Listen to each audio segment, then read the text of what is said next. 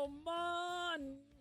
Yes, Q-Dog, I'm ready, baby. Welcome to the Josh Guillory Show. Broadcasting live from the KPEL studios here in Lafayette, Louisiana. Also broadcasting live on rumble.com. There you go. Dirty Rice, my man. Joe Biden's lost memory, too. All right, I like that, too, as well. Guys, man, I am your grateful host. In studio with me, Q Money Magic Man. What's happening, Q? Oh, just enjoying another beautiful day. Man, I tell you what, I don't know if Don Lemon's enjoying a beautiful day. But you know what, though? Those guys in the church probably weren't doing having a great day that day. I mean, look, he might have made new friends. He made new friends outside the church and inside the church. Some even say maybe he was friends with the people who protested at the church. Oh, one may say, perhaps we could dive into this. You bring a good point. Hey, guys, this segment brought to you by our friends over there at CSafe, csafe.com. Go check them out. Don Lemon, he got taken into custody last night in Los Angeles. And the reason why is what we were talking about the other day in the Minneapolis area, that church storming incident. We all know by now he was tied to it. Had some legal wins at first, evaded arrest legally, procedurally, but not for long. And really, the DOJ basically did what the courts were saying was an option for them, and they did. So according to Fox News Digital, Lemon had been live streaming left-wing agitators who pushed into the St. Paul's City's church during Sunday's service. I think it was 2 weeks ago by now. Now, the agitators, remember, they had solid ground for their actions. They thought that a pastor was collaborating with ICE. Jeez. Lemon followed them there. Well, he went inside. And filmed the chaos as the service got shouted down. His lawyer, Abbe Lowell, he's doing the whole full First Amendment defense, as you can imagine. He's saying that Don Lemon is a journalist, and he was doing constitutionally protected reporting. And the real scandal is the government focusing on him instead of focusing on the shootings that sparked the protests. I'm just saying what the man is arguing. So here's the point that I think a lot of folks, most folks, us regular folks, think is pretty important here. We believe that reporting is real. I think most of us believe that where there is journalism, it's real. The First Amendment, definitely real. Okay? The First Amendment also does not function as a magic VIP wristband that lets you participate in a crime and then all of a sudden yell, press. Yell, press when the cuffs come out. Even the DOJ civil rights chief, Harmeet Dillon, said it pretty plainly earlier this week. Presumption of innocence applies. But the journalist label is not a shield if someone is embedded in the action as part of a plan. I thought that was a pretty decent summary of the situation. Fox also notes, though, a federal magistrate judge, remember, and we reported on this, initially rejected the DOJ's first attempt to bring charges against Don Lemon. Now they come back, they use a different procedure. Lemon ends up in custody. So, what are they even talking about charging him under? Let's see. This is priceless, man. We talked about it, but it's worth saying again. The article gets into the FACE Act, okay? F-A-C-E, all right? Now, my friends on the left should know this act, the FACE Act, because most people that follow this apparently only know it from abortion clinic cases.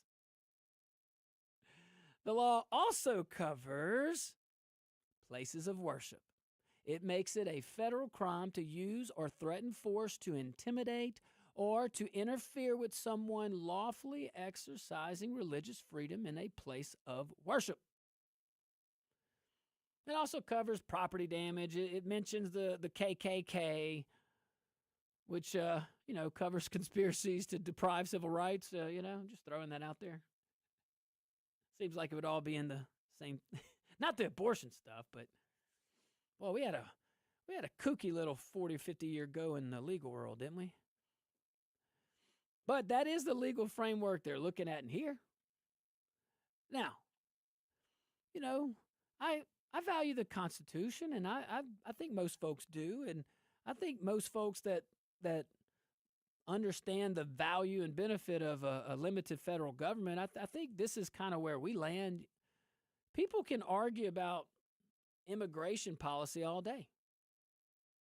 People can argue about ICE tactics. Sure. Again, basic constitutional safeguard of freedom. Or excuse me, constitutional foundation or principle is freedom. We live in a free country with rules. But people can even argue about those rules. They can argue about a specific operation. Great. That is wonderful. You can call into this show and disagree with me. We love that. Be respectful. Be objective. Bring the heat. Bring the facts. But none of that gives anyone the right to storm a church during worship and turn a sanctuary into a political hostage scene. And what we saw in that church is exactly that.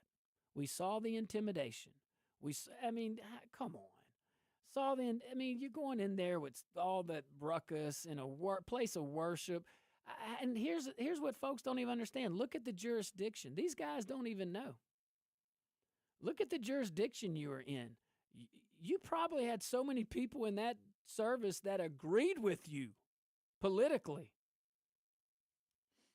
Or at least probably the numbers would suggest, or at least register Democrat or vote Democrat. So you would think. But they don't, that's what I'm saying. The elites don't care. The extremists don't care. And the elites use the extremists so much. The extremists don't have ideology. They have their own twisted little world like reality. And I apologize for mine. But, you can argue all that. All right. But none of it gives you the right to do what we all saw happen in that church. And that is a bright line in a civilized country, by the way. Most of us, I think, do certainly value that. Hey, and if you're grown up, if you want to, If you want to act like a grown up with the camera following a group into that situation, okay, all right, you got the right to do that. The smartest move, though, or should I say, maybe one thought, one recommendation, is keep distance.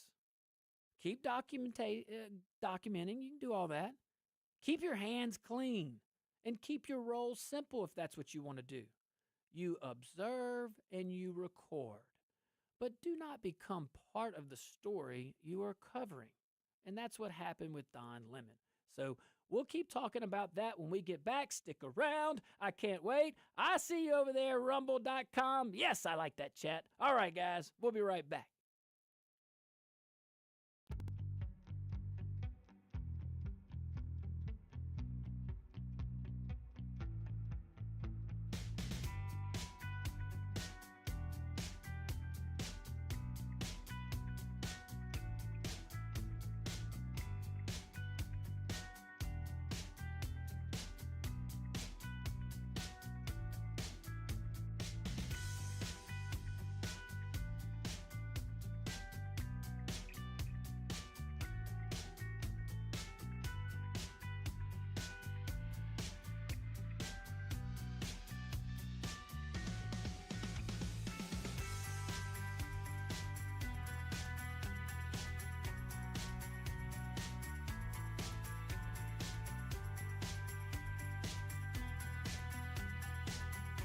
go into the church and disrupt a place of worship. What's up, my Rumble folks?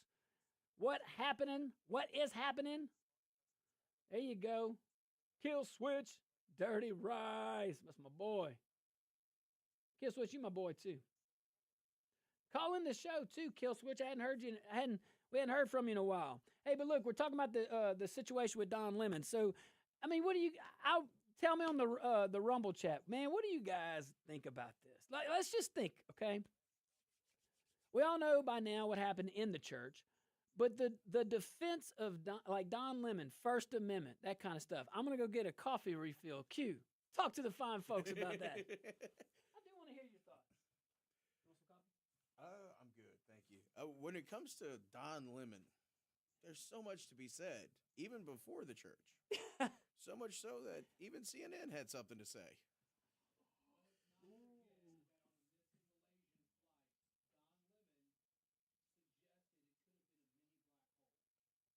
You're kidding.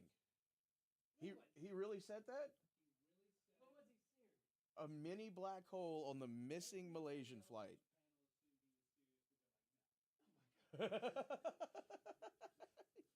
That is insane.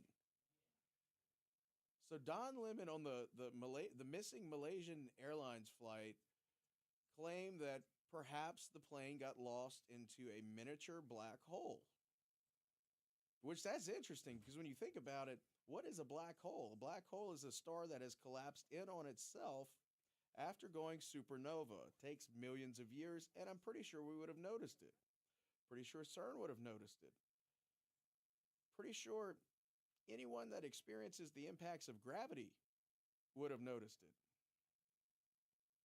Wow, I did not know that. And now he's in jail. So I guess some theories pan out. We'll be back in a few minutes.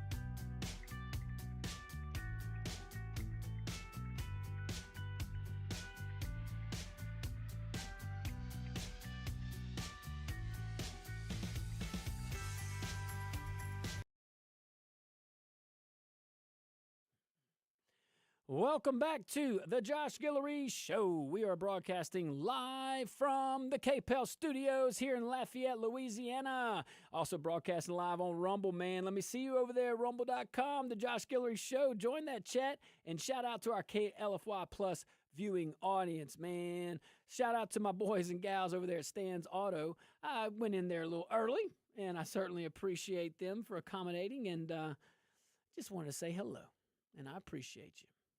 2 locations, by the way. All right. We're talking about the situation in Minneapolis. That could mean 100 things. So, talking about the church storming event from some concerned citizens. And Don Lemon being one of them. Well, he was finally arrested last night, Los Angeles.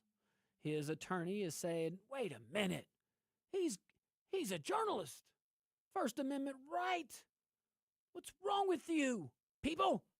Y'all should be worried about what's going on in your own backyard. I don't know. Kind of seeing the front yard and it's kind of on fire.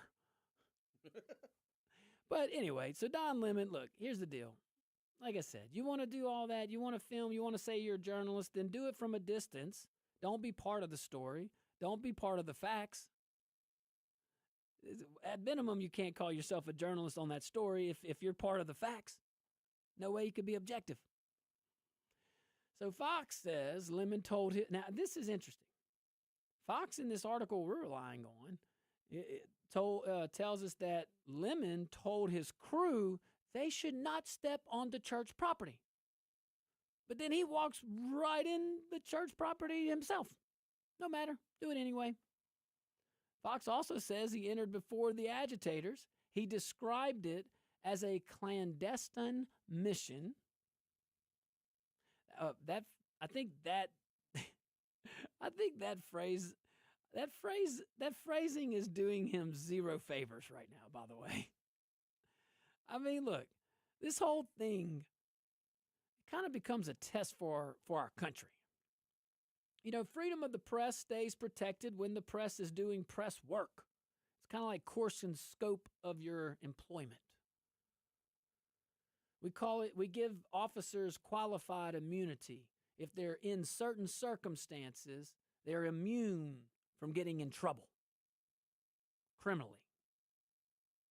Civilly, too, thanks to some legislation. See, I beat up on Baton Rouge on the dang giving the Democrats a seat, but good job on that one. I think these guys have it hard enough. But freedom of worship, okay? Because we talk about freedom of press. Well, freedom of press, you have to do press work for freedom of press to apply. And freedom of worship, too. Freedom of worship stays protected when the state treats churches as sacred space and when the public treats churches as sacred space. When those two things continue, good happens. We saw an example, and you can argue with me all you want. We saw an example when one of those don't happen. And you could argue both locally, but you can't argue it federally because there is a federal law. And where are all our abortion folks? Y'all know the FACE Act. Y'all should be cheering for the FACE Act. Found a new little home. Churches. Well, it's not new. It's been there. We just haven't, as a society, had people with the gall to try to do it. That's why you don't hear it. That's why you don't hear what's in the act that in regards to that. But a protest movement that believes disrupt worship to get attention is a movement that has lost the plot and has found something uglier. So I think we could put this in pretty plain talk, okay? Pretty plain talk. If your political strategy, guys and gals over there, the church chase stormers, if your whole political strategy requires yelling over people singing hymns, you do not have a moral mission. You have a control problem. Now let the courts handle Mr. Lemon's case. Let the facts land where they land. He may have a valid legal argument. But the larger message should be loud, clear, and for everybody. Churches are not battlegrounds. And if you make them battlegrounds, you will be facing an enemy of not this earth. Not an enemy I want to anger. But churches are not battlegrounds. They are community. They are peace. They are where people go to breathe. And if anybody needs a church right now, it's those folks over there. And if the activist class keeps treating every place as fair game, the public response gets harder, not softer. And there are so few of you and so much more common sense folks that have, the American people as a whole, we have shown our patience and we have shown our ability to extend grace because the small in number, the small percentage that is so loud for whatever reason. Well, we know why. We know why. And I ain't mad at anybody. You know, you got to sell ads. I got it. Just don't call yourself a journalist. But this small little remnant of bad seems to be the message that's getting across to the rest of the world that this is how America thinks. And we the people have been very gracious to these in the minority here of, I'm talking probably less than 0.1% of America, less than 0.1% of them, probably smaller than that, would even think that it's a remotely a good idea or something peaceful to go into a church like that. If you want bipartisanship, this would be one we would think is there, and I do believe it's there. Like I said, these guys, they are thinking not even past their nose, the agitators. Because look at your jurisdiction. It wouldn't have shocked me if there was if it was 100% Democrats in that congregation, it would not have shocked me. They thought a pastor was working with ICE. Okay, let's dive into that. And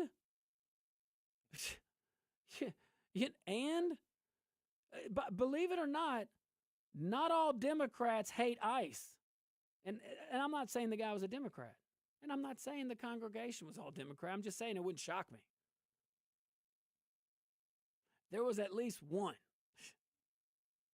And you would think you would want to further your cause. So, and then Q, it kind of comes into, that whole activist economy too. But Don Lemon, you got any thoughts on that? I think it's interesting that he somehow knew to be in that church at that time. Right. If he didn't know, why was he there? It was a clandestine mission. Almost like a spy thriller. It was almost like, hey, look, you know what? Let's break protocol. I got to get some wisdom. And we always get great, wise advice from our lady callers, for sure.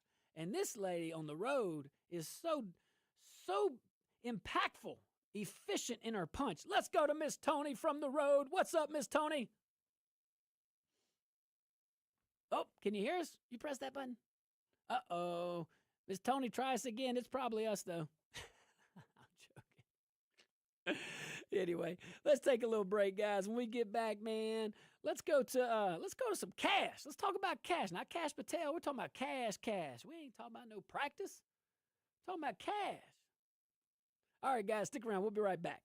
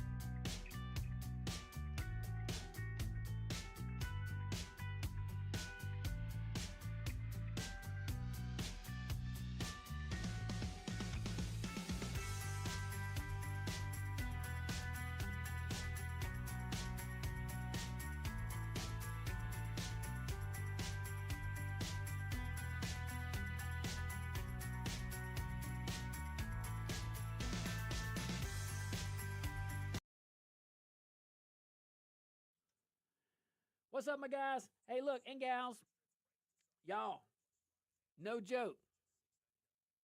I can't wait to cover topic 4. I don't even know where. It's about Lindsey Graham. Well, and the shutdown and all the silly stuff. But Lindsey Graham stands out to me. I don't know how to take that guy. I don't either. I have no words. Lindsey Graham has left me speechless. And on this, man, he talk about sinking something. Right? And I'm not, y'all know how I feel about these shutdowns. Do it. Absolutely. But don't just do it. You do it, and then you make the cuts, but you codify them with legislation. You don't do it by executive order. That doesn't stick. Maybe it sticks for a little bit. There was some actions the administration was legally able to do that stuck with some of the government shrinkage. But yeah, man, all this is stupid. All this is so silly if you think about it, because there's no budget. It's a 6-bill package. It's a minibus. It's not even an omnibus, and that's serious. And the speed. How much thought really went into this compromise? None.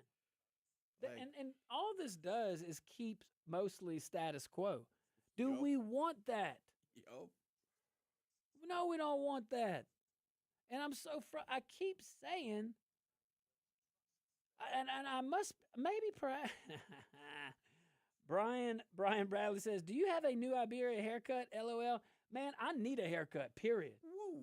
Like, dude, I haven't had a haircut in. All right. I had my barber, if he's watching or listening. Oh, you better be. Like, dude, I'm so anal about my calendar. Like, I have to be. So I had him like planned out like 12 months in advance and all this stuff. Dude, I like went total radio silence. I forgot to ask my dear sweet teammates in my office to help me with this, which is sad in of itself. And yeah, so I'm still waiting. My hair might be down to my ankles by, I don't know, November. Who knows? Thank you for pointing out, Brian. It's not a new Iberia haircut. Hey, man, I love New. You can say what you want. I like New Iberia. Here, joke's on you. Love New Iberia. Can't stand the haircuts. Can't stand. So Quentin also subscribes to the notion of New Iberia haircut. I don't know what you guys are talking about. Well, it's like someone takes a bowl. Oh, come on. That is not true. That ain't right. Oh, I got to give Renee a shout out, man. You going to give, hey, talk to Mr. Bobby real quick. You got a few, unless you called him. I sent him a text. Oh, wow. He didn't respond. Just tell him don't cuss. Hey, Mr. Bobby. He's fussing at Hey, Mr. Bobby. Q from the Josh Guillory Show. I just wanted to reach out. We're going to come to you after the break, but make sure we can't have any cussing.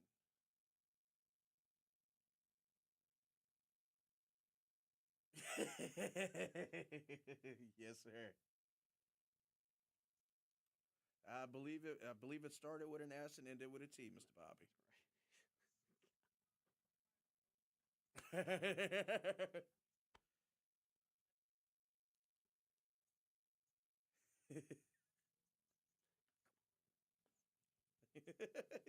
Yes, sir. I'm gonna put you on hold. We're about to come back from break.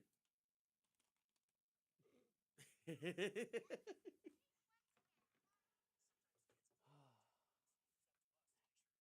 no way we can TikTok can hear the calls? Mm-mm. There's got to be a way. We're gonna get there. We'll get there. We'll get there. We'll get you multiple camera angles too.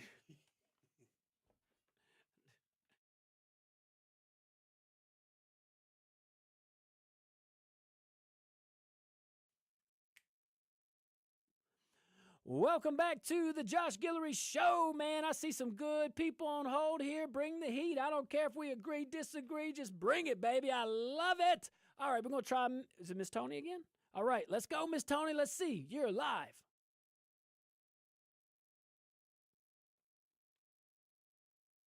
Nope. All right, let's try Mr. Bobby. What's up, Mr. Bobby?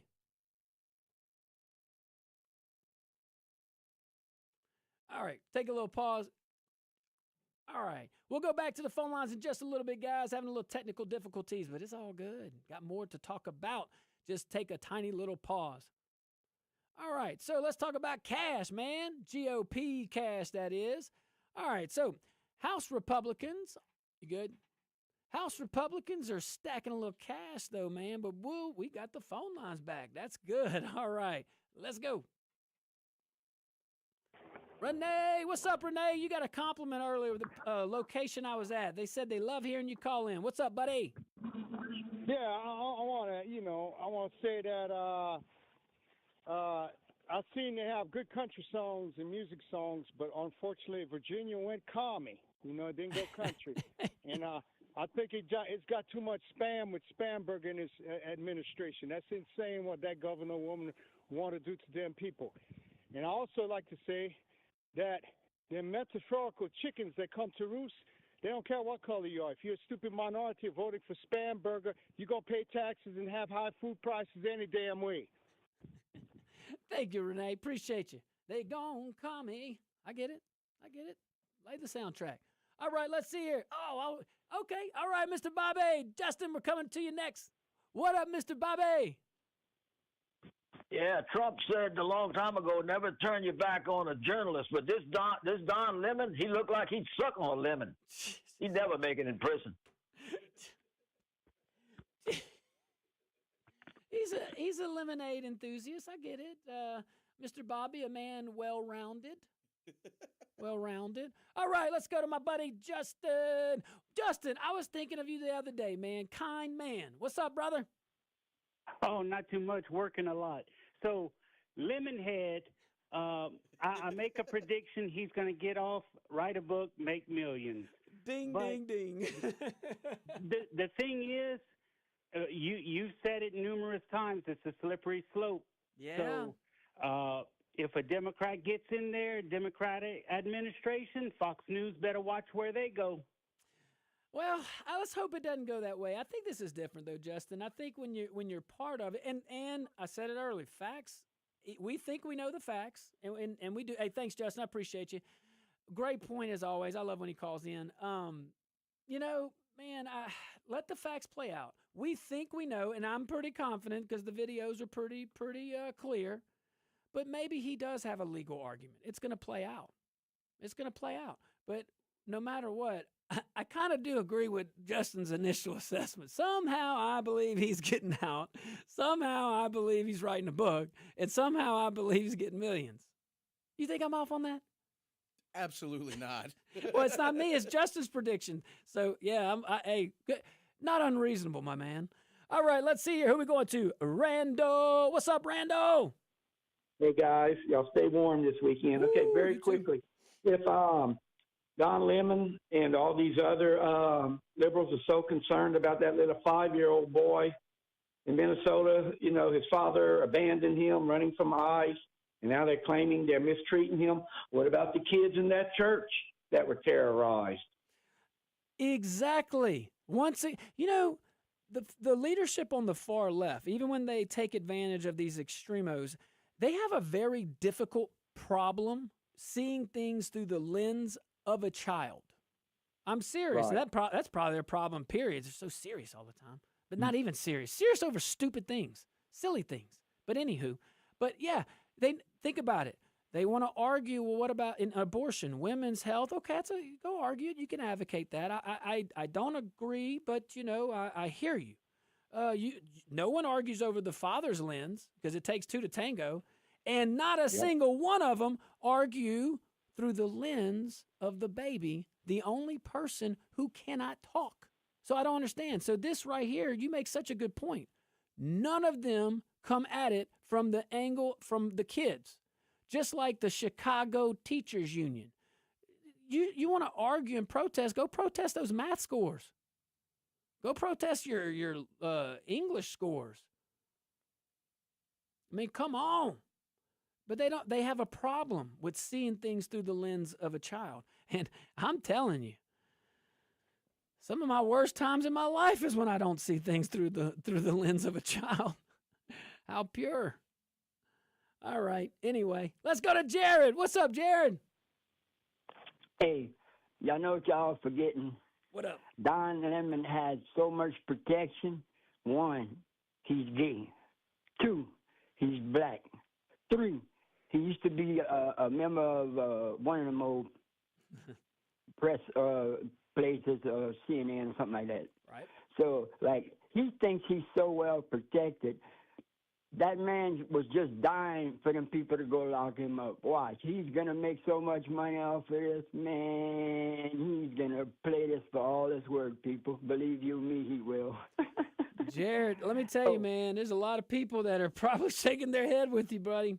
And you know, let's take what he said, because objectively, take all of our feelings out.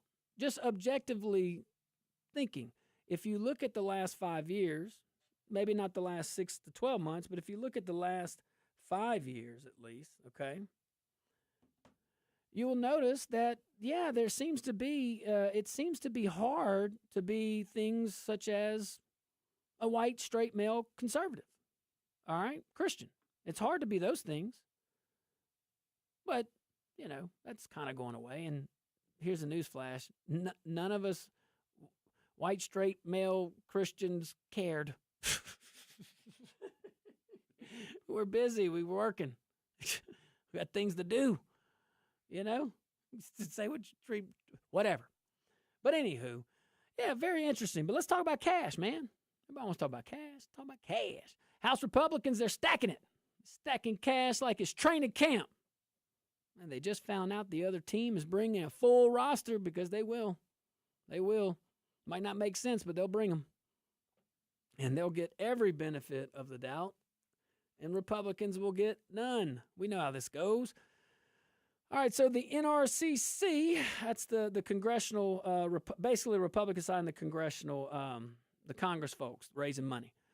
They pulled in $117.2 million last year. Leadership fundraising hit records. You got the speaker over there raising $82 million in 2025. Scalise, $35 million. That's almost almost $120 million from them Louisiana boys.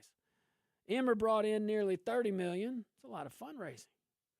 The top aligned outside groups, okay, combined, brought in 136. So, wow. That's just $20 million more than these three together. So pretty serious war chest. I think Republicans are going to need it. I think the reality of midterms, I think we see that as simple. The party in power gets punched over and over and over. The opposition gives them an opportunity to get motivated. The press kind of gets bored with governing and obsessed with drama.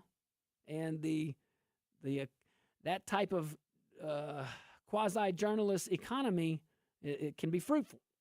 And it's definitely morphed. I ain't mad at you. I just ain't reading you. And, and every voter feels every price tag at the grocery store, and they have to associate it with somebody. Now, fortunately, the facts do help Republicans. But when there's still pain there, even though it's getting better in certain areas, is it really enough? Like perception. Just think about that. Ponder on that in the break, and when we get back, we'll talk about it. Phone lines will remain open. All right, guys, stick around. We'll be right back.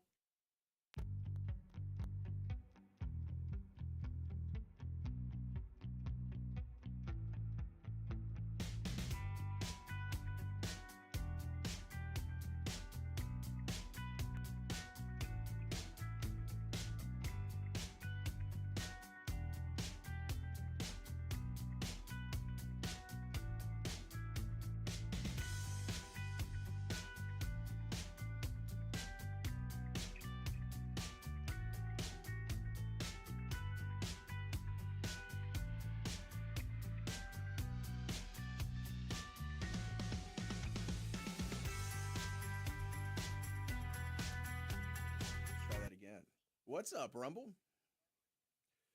So, talking about fundraising, right? And diving into it. Fundraising is what enables pretty much anything in political action to take place. Without fundraising, you really struggle to launch any type of meaningful operations for candidates. Now, you can have issues campaigns that are basically run with no money at all. But if you want to put someone in elected office and it's not just an issue, you have to make people like the candidate. If the people don't like the candidate, they're never getting anywhere. So, how do you make someone like the candidate? You buy ads. Basically, you knock on doors, you make phone calls, but a large portion of actually presenting the candidate is still done through media buys. That can be social media, that can be radio, that can be TV, it can even be mail. Mail is actually the most trusted form of communication with voters, polling shows. So, what happens when you don't have that money? All of a sudden, you can't get your message out. All of a sudden, your opponents overcrowd your voice. If you don't get money early enough, you can't define who you are, which means when you get to the issues portion of your campaign, you can't define them either. Or you're trying to define who you are while also trying to combat topics of issues and delineate yourself from other people. Money is the lifeblood of political operations. The fact that the GOP is able to take in that type of money, be able to raise it, it shows a few things. Number one, it shows that people believe in the mission. Donors believe that there is a likelihood of success. Remember, major donors do not write checks if they think you are going to lose. There is no such thing as a moral victory.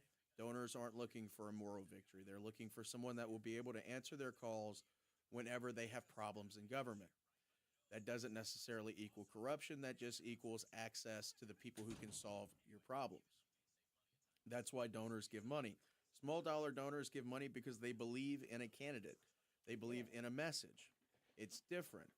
If you have a candidate who has a huge portion of large dollar donors and very few small dollar donors, that's an issue. It means that there is belief the person can succeed. There's belief in what they're saying, but the people that they need the votes from aren't buying in. Typically, small dollar donors, they come from signs, they come from merch. All these things show up on campaign finance reports. Those numbers matter. Takes it all. Takes all of it. Now, the flip side is if, let's say you have a bunch of small dollar donors, not a bunch of big dollar donors. The people believe in your message, but you got to get the message out. Exactly. Guys, we're going to be back in about 60 seconds.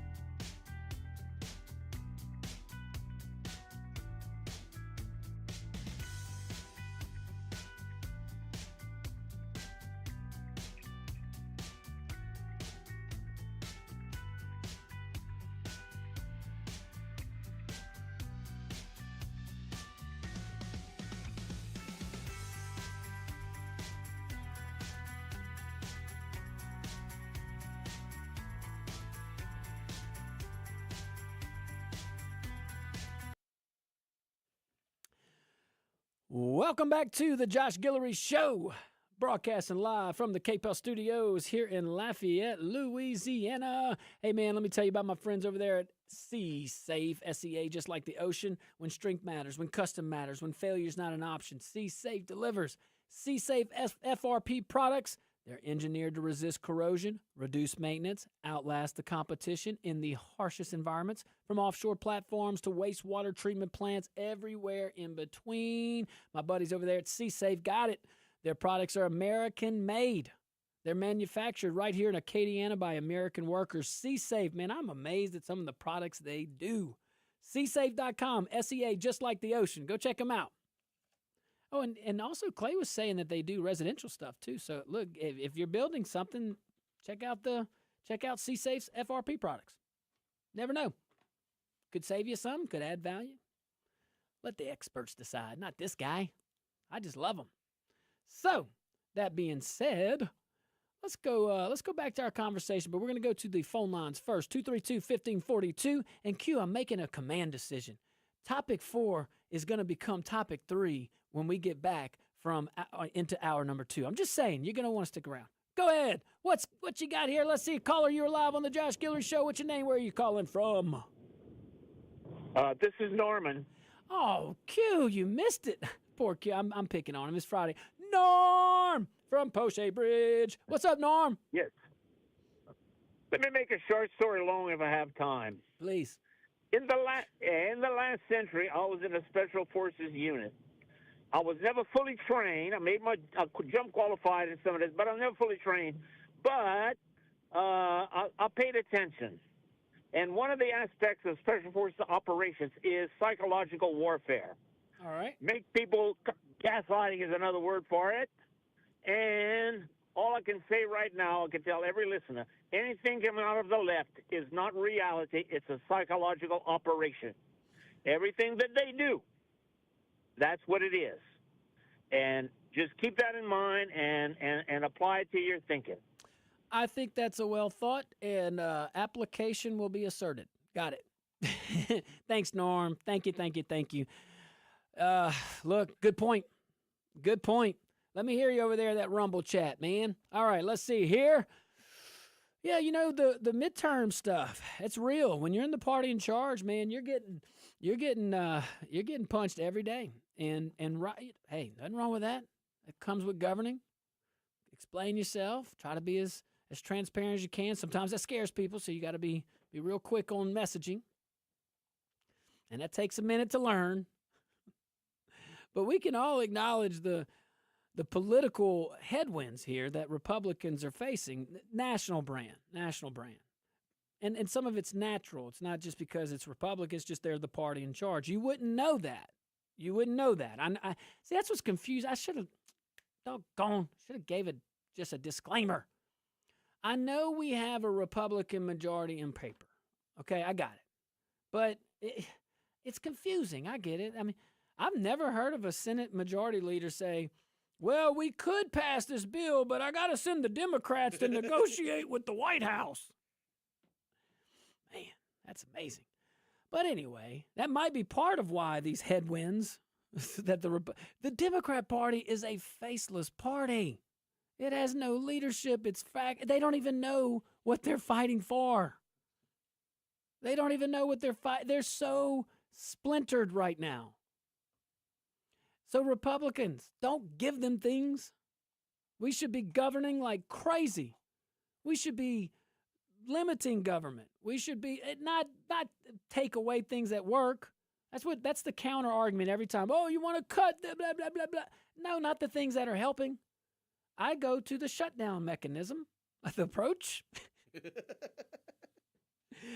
Shut it down and just start with what people don't notice. And here's a thought. I think most of my Republican folks get this, but my Democrat folks, okay? My Democrat folks. The things that nobody notices. Can we cut that? Can we just start with that? And then maybe we could talk about the funding we send the rest of the world. Hey, that's a weapon too, guys, and that's a tactic, and that's something that's influence, so we got to do it. I just don't think we got to fund men's menstrual cycle studies in North Africa. I think that is not a good use of American tax dollars. Just a thought. It's just a thought. Now, here's something a Fox News poll shows. Democrats are ahead, 52-46 on a generic ballot.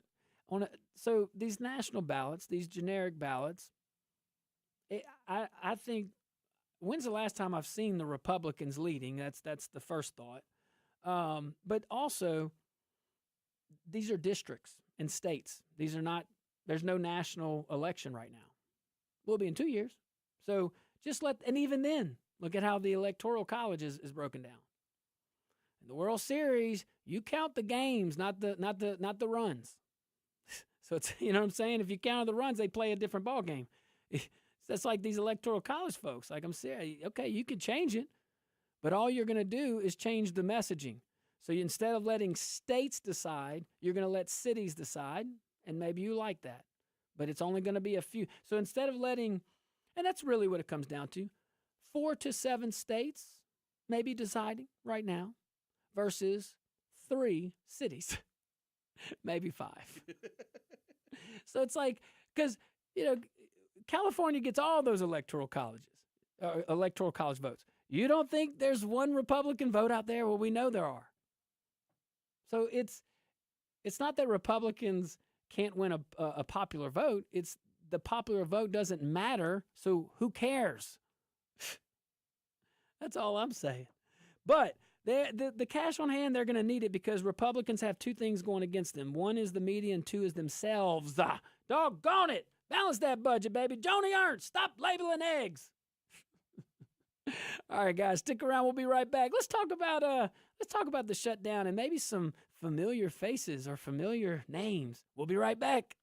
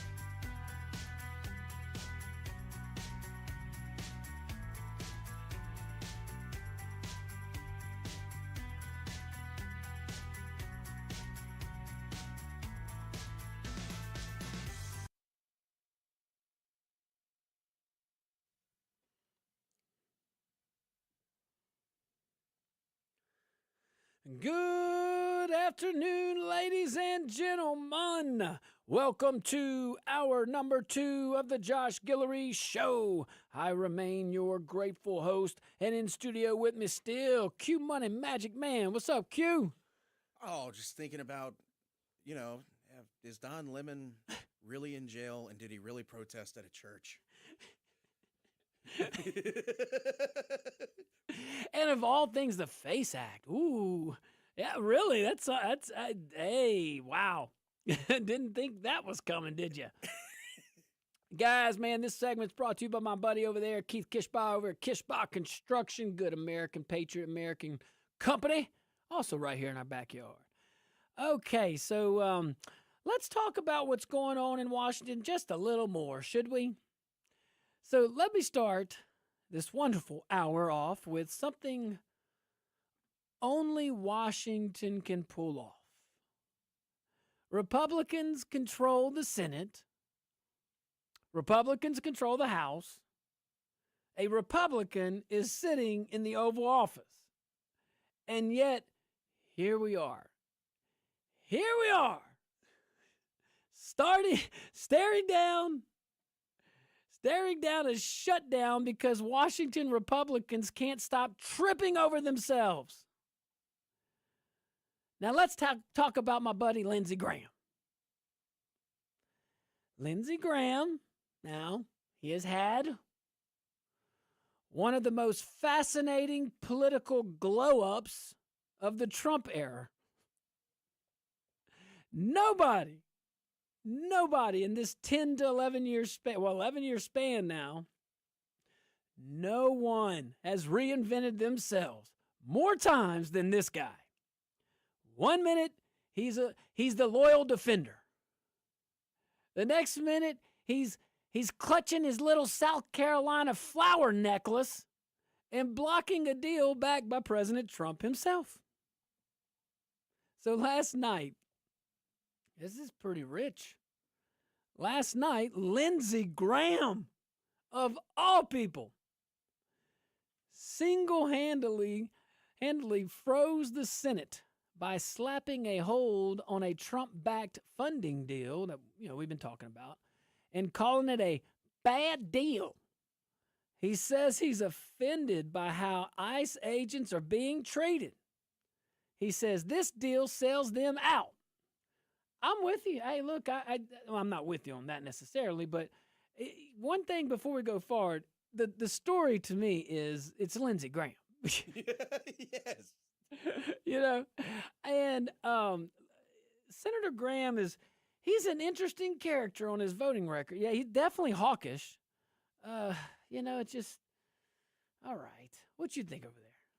Mama always said, now, if you don't have nothing nice to say. Up. But Up. I think Lindsey Graham is weirdly taking I don't want to say principled stance because I don't want to allege that he has them. But I think he's taking a principled stance on it. That's also a story. So it's not a knock on him or anything like that. Hey, if you're a Washingtonian, you're in the establishment and you've been there that long, you're going to change. You're going to how many them Democrats in the 90s sounded pretty conservative, didn't they? Just saying. Pro-ICE. Man, what happened to law and order? So here's the problem. So this deal exists because Democrats detonated the original package. Somehow the minority party is dictating what is going forward in Congress. It's a remarkable feat. Not on their part. Kudos. You would imagine the minority party just, hey, let's go. Fight for your cause. No, the feat is how can the ability of incompetence. What a feat! Never have I seen someone with that much authority and power and ability to do good, and if at minimum the ability to do what you said you were going to do, and not do it. It's quite the feat. Like you have to I think you have to purposefully try to accomplish that. That's my take on that one. That's why I say I'm not one to call for leadership change in the middle of the game most of the time. I don't think I ever have. But this one, Senator Thune, Leader Thune is not leading. Minority Leader Schumer is. A very interesting time we find ourselves in. And Trump will strike a deal. Trump will strike a deal. I'm telling you. So the Senate leader, the Senate Republican leader is just, oh, well, whatever y'all say, just let me know. But can I keep the gavel? I don't think the Senate leader has one, does he? I think he does. Yeah, can I keep that? Are we cool? It's really nice. And the view of the office is like, you can't match. Like, come on. Only the speaker, maybe. But this is peak Washington behavior. Take Graham out of it or not. Man, everyone agrees the house is on fire. And one guy, decides to debate the paint color on the fire extinguisher. And look, Lindsey Graham, he's not wrong to defend ICE. We appreciate that. I think that's what you were saying earlier. And I think most of America take the wildness out of the situation, the craziness right now, the unreasonableness. Most of us defend ICE. And if we don't, we should. Don't defend bad behavior. I get it. But I mean, my goodness, there's bad apples in every crop. You don't just stop, but you don't stop enforcing the law because someone may have violated the law. You treat that accordingly. But Republicans should defend ICE loudly and unapologetically. But the reality is this deal was about buying time. That's the problem. Buying time while Democrats play hostage games with Homeland Security funding. And 7 Republicans. So who's really in charge? You know, it's not like this is even a grand conservative stand here. This is Washington theatrics layered on top of a little ticking shutdown clock. And we have a bigger lesson.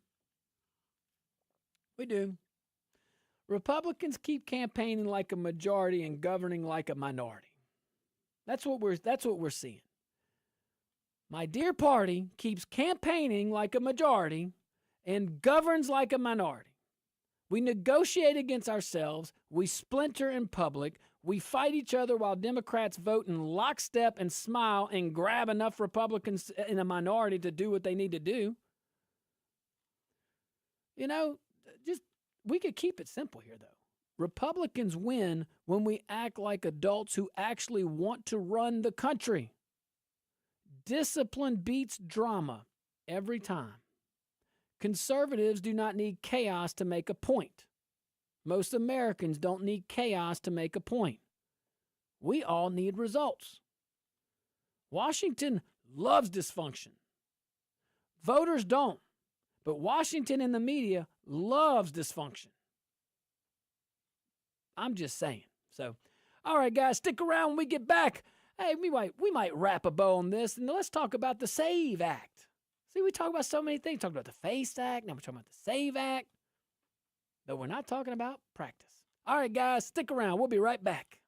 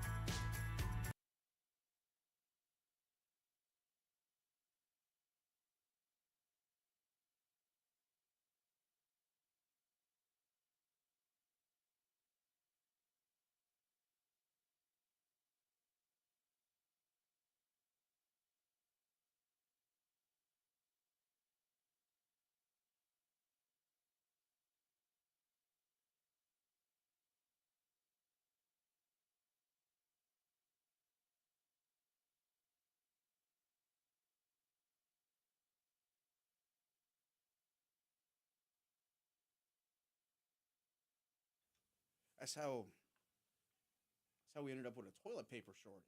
What? Headline theory. Oh, yeah. Okay.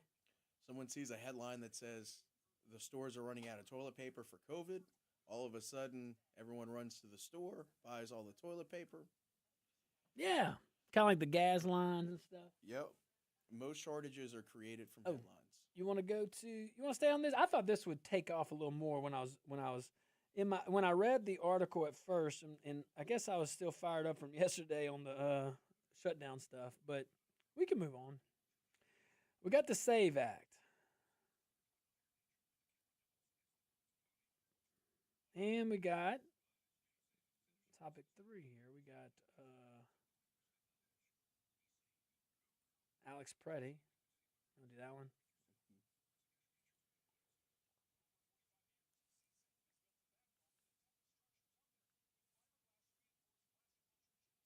And we got foreign policy too.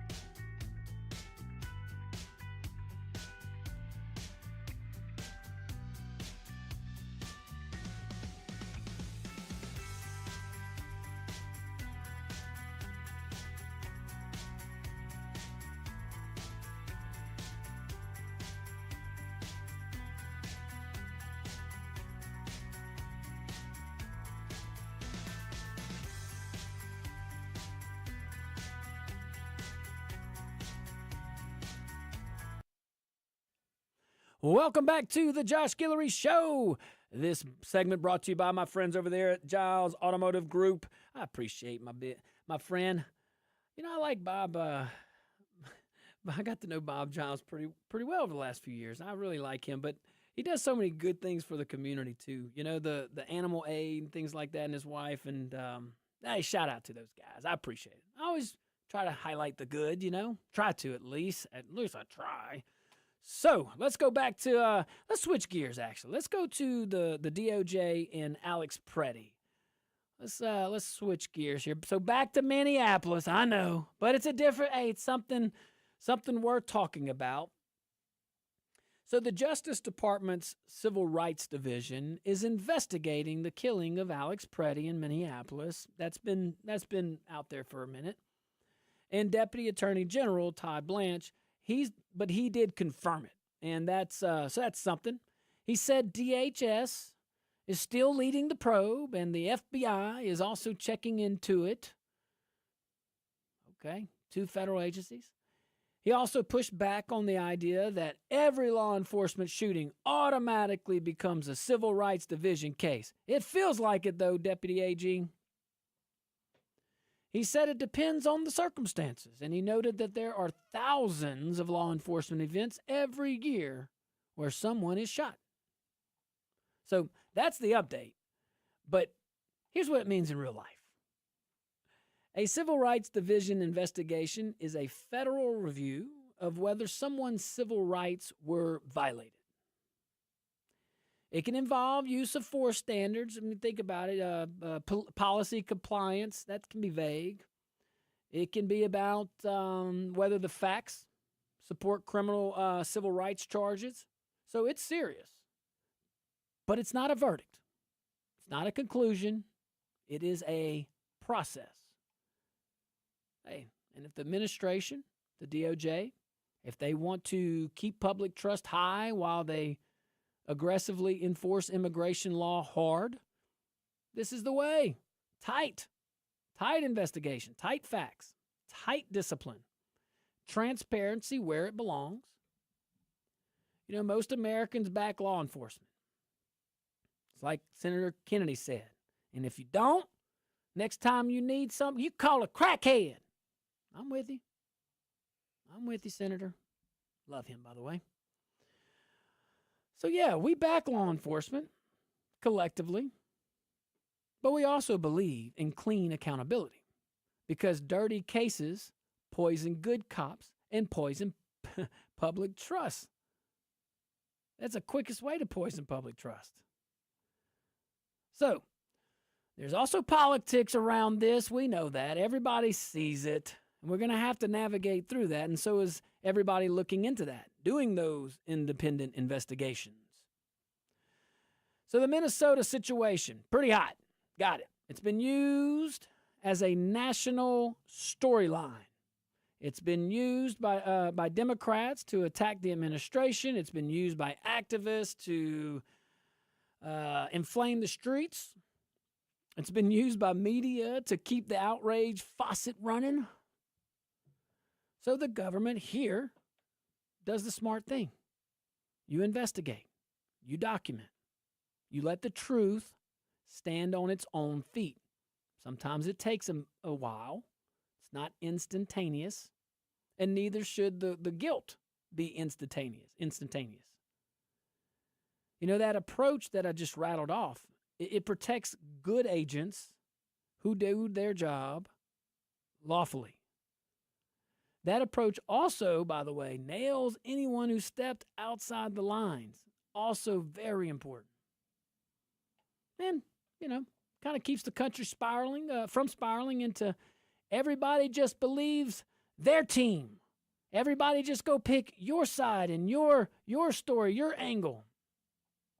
So the Deputy AG Blanche, he also got asked why the earlier fatal shooting of Renee Good was not investigated by civil rights attorneys. He said the Civil Rights Division does not investigate every case. Said that circumstances drive the decision. And, you know, the thing here, though, that answer, it will probably satisfy, it probably might not satisfy, let's say, the extreme groups, the activists. But it is still how the system works. It really is. So I would say a bottom line here, as we kind of wrap a bow on this little topic. Enforce the law with strength, run operations with discipline, investigate use of force with seriousness, not the politics stuff, and let facts carry the weight. That's how our country stays both safe and free. You want to be safe, but you want to be free as well. And it's a balance. It is a balance. You know, we're gonna go into the phone lines early because I made a back call and the man answered. Kill Switch. Let's go to him. What's up, Kill Switch? Hey, what's up, Josh? What's up, Q? How y'all doing?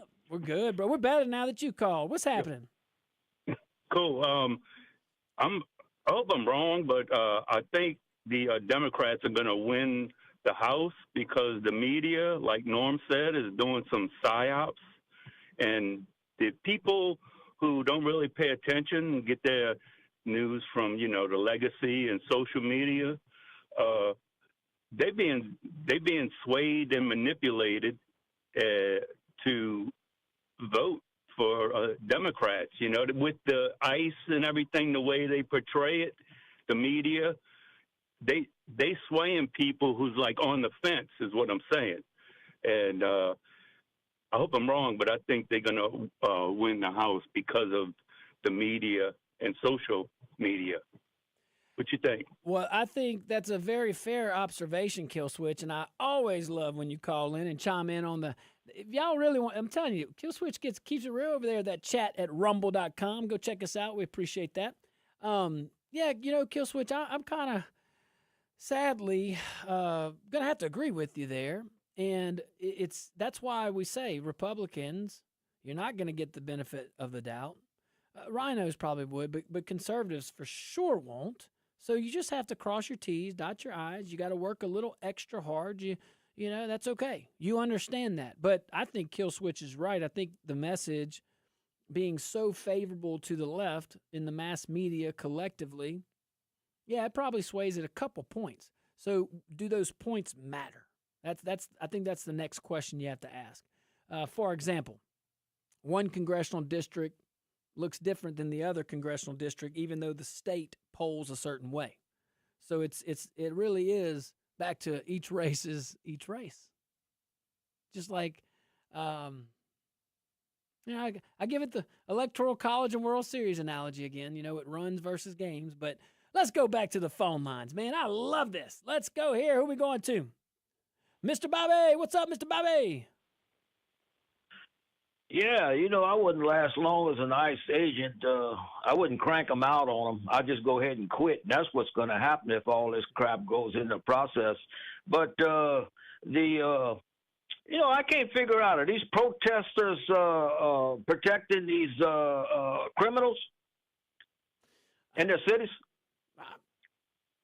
I don't know. I think protesters are out for protesters. Yeah, but they won't let them go in there and arrest those felonies, rapists. You're talking about blocking them and things like that?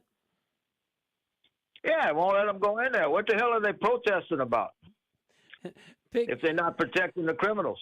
It's like Basket Robbins, Mr. Bobby. Pick your flavor. You got 31 to choose from. All right, let's go to Mr. Blue Wave, my dear friend. What's up, Mr. Blue Wave? Prediction.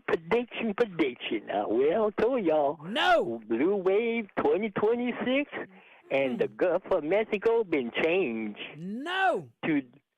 Yeah, we changed the Gulf of Mexico. Oh. I love you. You want to hear it? Hey, you want to hear it? Go for it. Okay. The Gulf of Louisiana, Mexico. That's it. Oh, I'll take it. We're Louisiana. I am a states guy. Love you, Mr. Blue Wave. Absolutely. All right, let's see here. Caller, you are live on the Josh Guillory Show. What's your name? Where are you calling from? Oh, it's Kill Switch. Okay, go ahead, Kill Switch. Hey, man, my truck cut off. Sorry about that. I was on the phone through my truck. Yeah, no, Bluetooth. Oh, you're good. No, but yeah, the protesters, up in Minneapolis, that's a bunch of paid antagonizers, and also it starts a group think that turns into, like I was texting you, it turns into mass hysteria, and that's what's happening. Oh, hands down. That's what I see. What I think so too. So domino effect, I think is what you're saying, and I agree. All right, so we're going to go into a tiny little commercial break. Always appreciate those calls. Always appreciate. Thank you for carrying the show, for sure.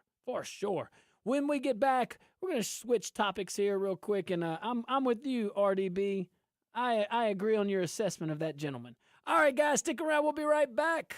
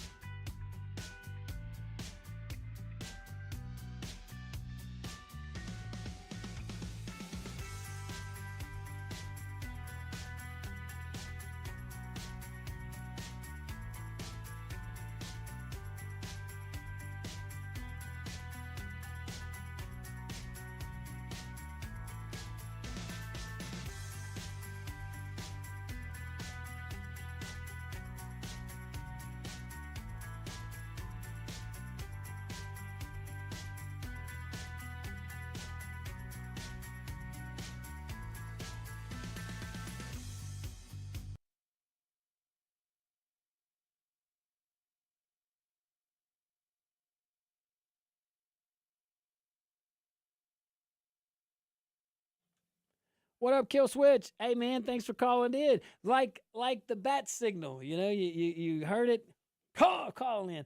Hey, yeah, so he says, Kill Switch is saying, like I was saying, I believe those factors will play into the blue wave, God forbid. Yeah, I know. I'm with you on that. Yeah, I agree. And, well, I agree that it's very reasonable to have that opinion, because I mean it just is. But I'll go back to what I said. We're kind of saying the same thing, building on each other. Where does that matter? You get what I'm saying? Where does that matter? Because each race is its individual race. Q, how many seats do we have up? Majority 3, 4 in the Senate. House. In the House, it's like 4. And in the Senate, 4. The Senate, I'm really drawing a blank on it, but it's close. It's nearly the same in both. Less than 50. Because we got 7 Republicans voting with the Democrats to not fund the Department of Homeland Security. If you would have said that in October 2001, was DHS around then? Let's go June of 2002. 2003. Okay, let's go with June of 2003. All right. If you would have said, hey, by the way, you know who's in charge? It's the Republicans. Oh, cool. Yeah, but 7 of them are going to go vote with the Democrats to defund the DHS. You would have laughed them out. All right, guys, we got to go back into live. Where are we going?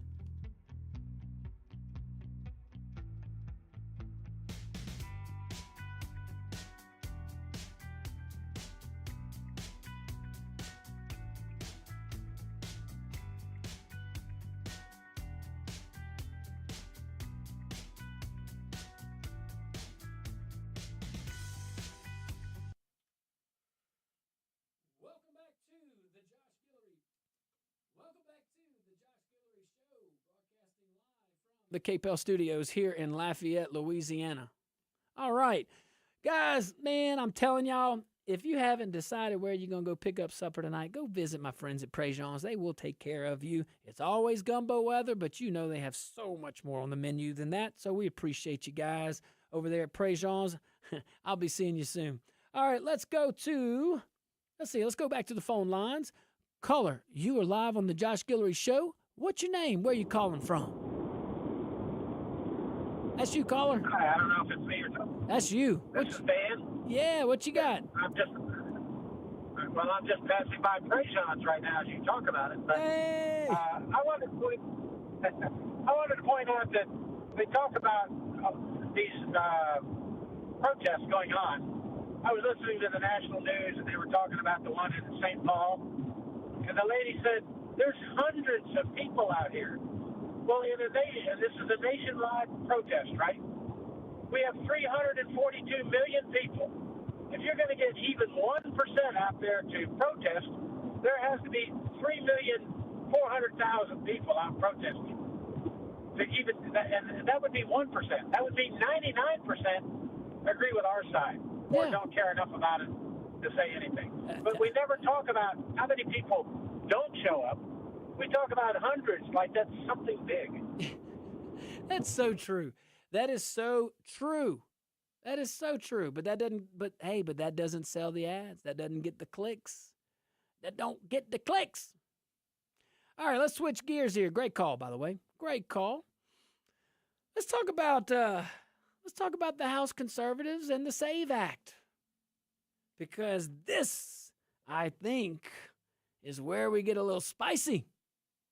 Representative Anna Paulina Luna and a group of House conservatives are threatening to extend a shutdown unless the SAVE Act, S-A-V-E, is attached to government funding. Now, remember the SAVE Act, it's a bill that requires proof of citizenship to register to vote. Now, that's different than Q's MEGA bill. Make Elections Great Again Act. That's from the House, but that is that's a common denominator, at least for right now. And we do need to be clear about something right up front. The SAVE Act is it's common sense. Citizenship verification. None of that screams radical. I'd say very normal. Very normal. Every serious country does this. Let's think about this just a little. If you can prove who you are to buy a beer, you can prove who you are to vote. The problem here is not policy.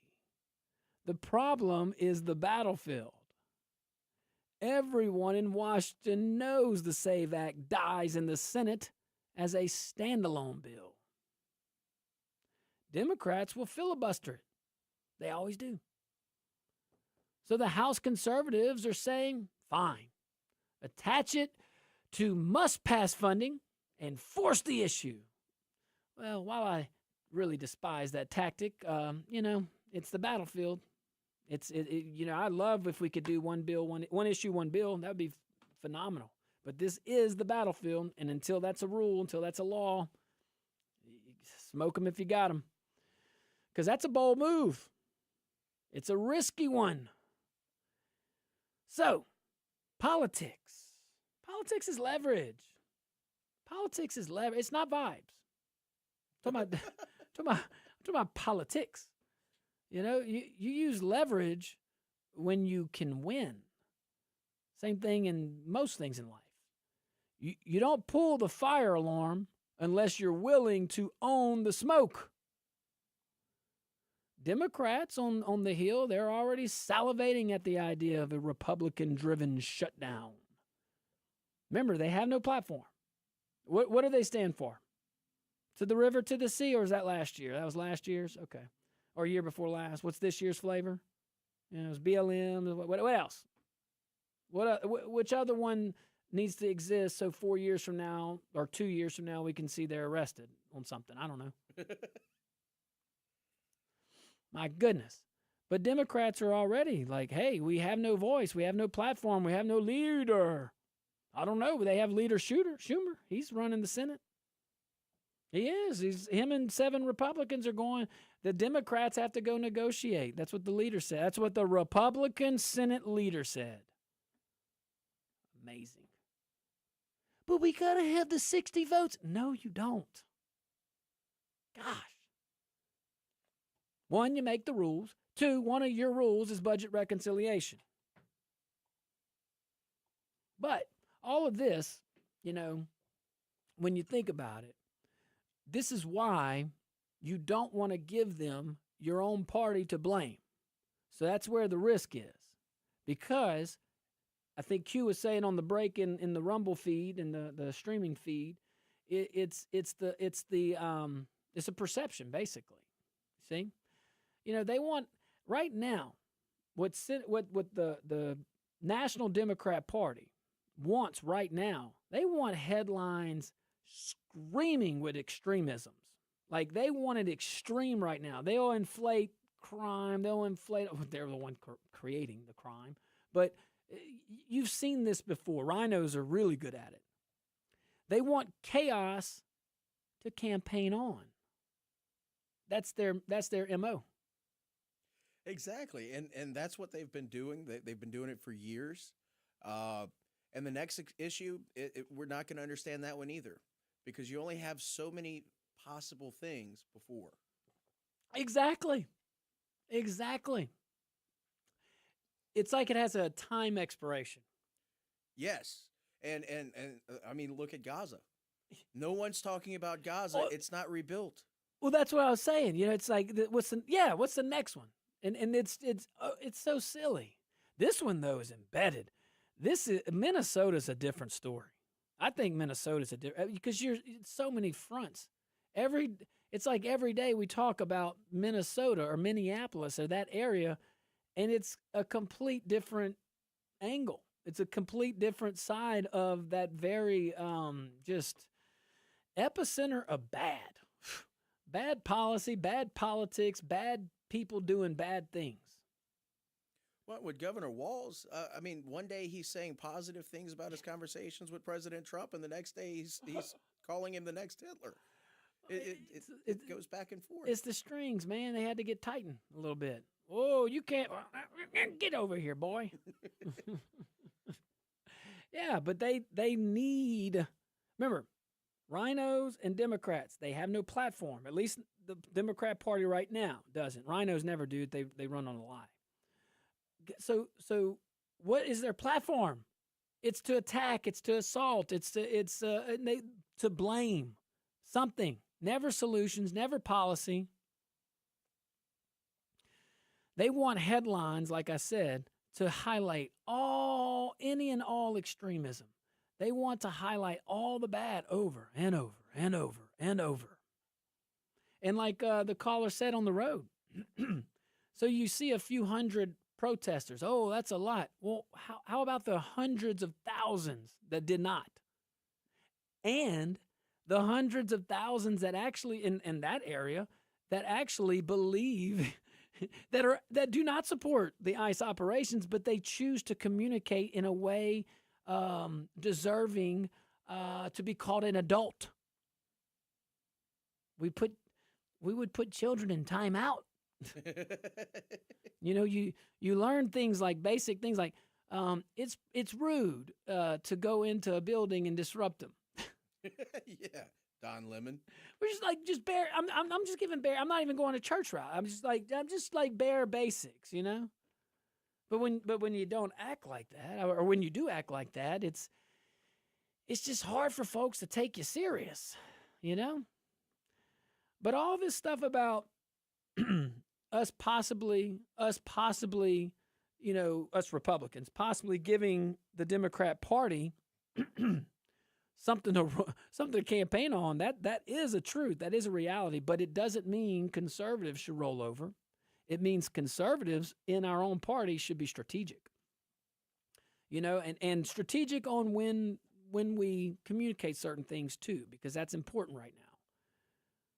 But election integrity, it wins when it's framed as fairness and trust, not these hostage tactics that we're seeing right now. Republicans, man, look, we have an opportunity. You see adults fighting for rules that make sense and not Washington knife fights that go nowhere. One party starts to be seen for who they are, Now, we'll see. We'll see if the SAVE Act, we'll see if it makes its way to the floor. I think it deserves, it warrants having the hood kind of lifted. And let's see, man. Let's see what's all about. All right, guys, stick around. When we get back, we'll wrap up, and we're going to land it strong.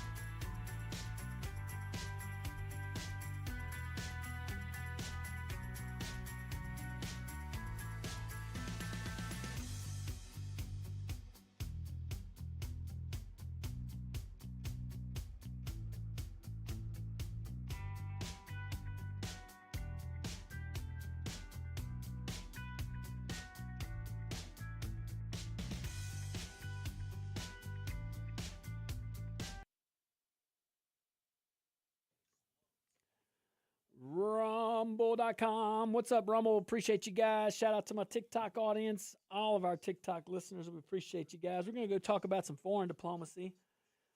Next, talk about Iran. I've met plenty of people from Iran, and, I'll tell you, the folks are cool, but that's usually, man, these guys that do migrate over here lawfully, it's such a it's a beautiful process. Well, the process is painful. once they go through that process, talk about the folks that I've talked to, so grateful. Absolutely. Man, the first thing I think of is Persian food. They have some of the best cuisine.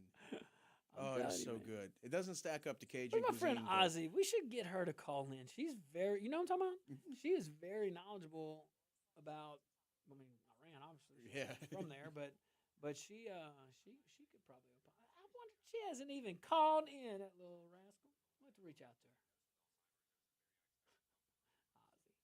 I hadn't talked to her in ages. Yeah. But looking at it, looking at Iran, looking at the Congress, it's What do you think would is there something that the Iranian leader could do to maybe kind of get some public opinion going to maybe like change his wardrobe? I think that would be a start. Getting You know a what I mean? modern camera. Could you see him coming out like in a 1980s tracksuit?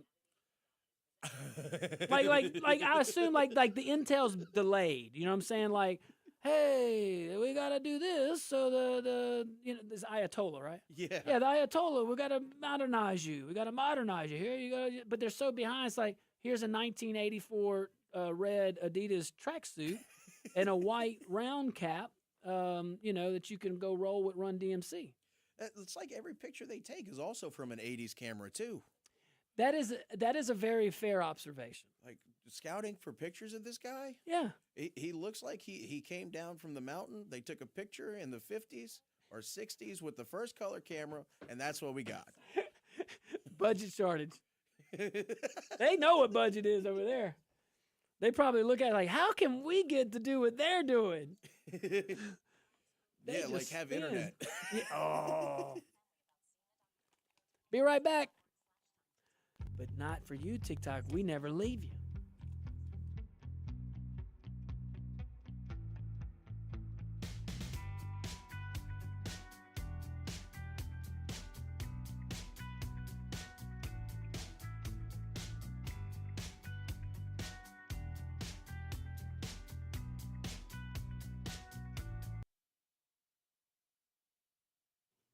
Welcome back to the Josh Guillory Show. We are broadcasting live from the KPEL studios here in Lafayette, Louisiana. Shout out to our KLFY Plus viewing audience and to our Rumble.com audience. Hey guys, let me tell you about C-Safe. When strength matters, when custom matters, when failure is not an option, C-Safe delivers. C-Safe FRP products, they're engineered to resist corrosion, reduce maintenance, outlast the competition in the harshest environments. Look, from offshore platforms to wastewater treatment plants, but also residential, other commercial opportunities. If you're building something, consider the FRP product industry. Consider C-Safe. Yeah, right here in America, right here in Acadiana, actually. American workers, we like that. C-Safe, SEA, just like the ocean. Man, you should see some of the things they're involved in. Pretty cool. Pretty cool. All right, let's go to the phone lines, shall we? Caller, you are live in the Josh Guillory Show. What's your name? Where are you calling from? Ashley. Good afternoon, gentlemen. Hello, Ashley. Good afternoon. Hey, you know what? Nobody brings this up, but about a week ago, I heard President Trump say they're going to try to impeach me. What's that? What's up? Yeah, I would say so. Yeah, it's kind of the impeach. And thanks, Ashley. I appreciate you calling in. It's the new thing. It's the new thing. But they can't right now because they don't have the votes. I say that. I'm sure you could find some. Yeah. How many House members would it take? Just 3 more Republicans? I think so. Don't get mad if MTG is one of them. Don't get mad. Man, I don't know. It's a Trump, man. If enough people don't like him, especially after the midterms. That's what I'm getting at. After these midterms, a majority vote in the House to impeach, that's not going to be hard if you think about it. And then the Senate, look, you got 7 senators that just joined the Democrats to defund the Department of Homeland Security. Okay? It's not unfathomable. It is not out of the realm of possibility that you get a supermajority of senators that remove. It's not going to happen, but just know the ingredients are there. And that's why we have to acknowledge that we have probably realistically 3 more months to govern, maybe 2, because then campaigns start and things get silly. I don't know why, but it just does. And Congress should not have any stress about being, doing what they said they were going to do. 1, they were elected. And 2, they never do anything. So it's like anything's better than nothing. And actually, nothing is better than what you're doing. I agree entirely. And, I mean, think about this, too. When you look at the midterms, historically, Republicans have in the past voted to impeach President Trump. So, yeah. Some Republicans in the Senate have in the past cast to that convict. vote. Yes. Interesting race. Absolutely. Interesting race that's going on over there in the U.S. Senate. We heard it was all hot and heavy, and then it got quiet. So you just, we're going to see what that's all about. You still think it's Cassidy and one of the crew? I think so. I don't Or see. is it Letlow and one of the crew? Ooh. Now that mixes it up. Hey, it's possible. Very possible. Remember, it's a Republican closed primary-ish. You can still, if you're not registered, you can vote, but you got to choose one party to vote in. And she's already checked off the fundraising. So but so you have the establishment Republican in Letlow. That's not a knock. I like Julia Letlow. She's a safe Republican vote, but just understand you're getting the establishment. But hey, who's in charge? Well, the establishment's always in charge. But 2 of the top guys are from Louisiana. So at the moment, having an establishment candidate might not be terribly bad. We just have to, swallow a little throw up. That's okay. All right. But she, as a human, I find to be a remarkable person. And I would be happy and honored to call her my senator. I really would. But that is the dynamic that comes with her. Okay. So then you got this rest of this group with Senator Miguez. You got Secretary Fleming. You got, hey, I'm going to include him, Dr. Sammy Wyatt. You got some folks that are out there that are conservative, and that would be a consistent conservative voice. And then you have Cassidy. So that is one dynamic that Julia Letlow brings. And I had never really put much thought to it till literally just now. But let's think about this. Julia Letlow could create that own little demographic. It could very well be Julia Letlow and one of the 3 I just said. Probably, let's be real, I don't want to discredit somebody. I don't, because you never know. And I like all 3 of those I just rattled off. So, man, that's all the time we got? Come on, Q. Spit out another hour. Let's just do it. We might do it without being on camera. Who knows? Or on the radio. Hey, guys, man, what a great week. It is definitely getting cold again. Bring in your pets, okay? Cover your plants. Guys, God bless you. Be careful out there and be kind.